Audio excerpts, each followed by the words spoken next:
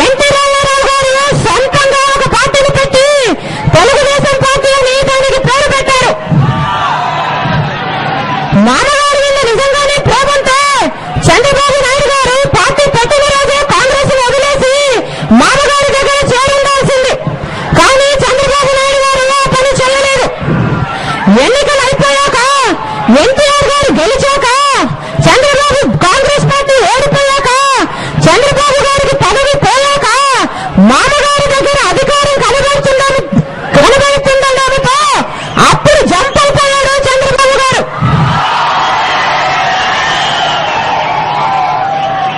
ఎన్టీఆర్ గారేమో పాపం అల్లుడు కదా అని ఆయనకు ఒక హోదాని ఒక పోస్టును కూడా ఇచ్చాడు.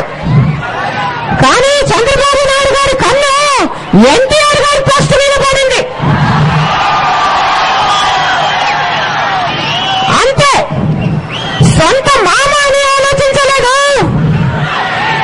హోదా ఇచ్చాడే పదవి ఇచ్చాడే అని ఆలోచించలేదు. పట్ట పగలే కళ్ళు ఆర్పకుండానే వెన్నుపాటు పడిచేశాడు చంద్రబాబు గారు.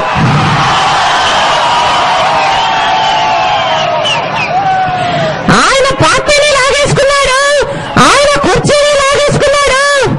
ఎన్టీ రామారావు గారిని అవమానించి ఆయన మీద చెప్పులు వేయించాడు. ఆఖరికి ఎన్టీ రామారావు గారి ఫోటోని గోడ మీద పెట్టి దానికి పూలదండ కూడా వేయడానికి ఈయననే కారణమయ్యాడు.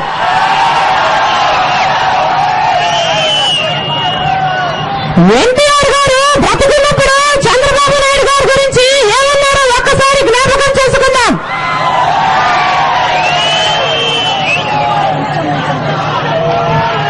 చంద్రబాబుకి ఉచ్చం నీచం లేదు, మానం మర్యాద లేదు, సభ్యత సంస్కారం లేదు, మనుషులు మమతలు లేదు. అధికారం కోసం ఏ అడ్డదారులైనా తొక్కడము, ఏ అబద్ధాలైనా చెప్పడం, ప్రజలను మోసగించడం, అడ్డు వచ్చిన వారిని అణిచివేయడం, ఇది చంద్రబాబు సంప్రదాయం. ధనకాంక్షతో పదవి వ్యామోహంతో పెడదారులు పొందిన ఈయన స్వప్రయోజనాలు తప్ప ప్రజల గురించి ఏనాడు ఆలోచించలేదు ఈ స్వార్థపరుడు. తండ్రిని జైల్లో పెట్టిన, అధికారం కోసం సోదరులను చంపిన ఔరంగజేబు కంటే నీచుడు ఈ చంద్రబాబు.